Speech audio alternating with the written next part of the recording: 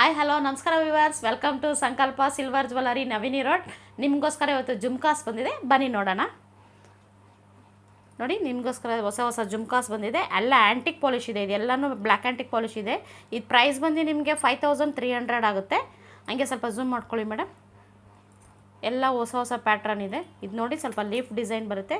ಇದು ನಿಮಗೆ 5255 ರುಪೀಸ್ ಆಗುತ್ತೆ. ಇದು ಗ್ರೀನ್ ಬೀಡ್ಸ್ ಕೊಟ್ಟಿದ್ದಾರೆ, ಕೆಳಗಡೆ ಪಿಕಾಕ್ ಬಂದಿದೆ. ನಿಮಗೆ ಪಿಕಾಕ್ ಬಂದು ಮೇಲ್ಗಡೆ ಲಕ್ಷ್ಮಿ ಬರುತ್ತೆ.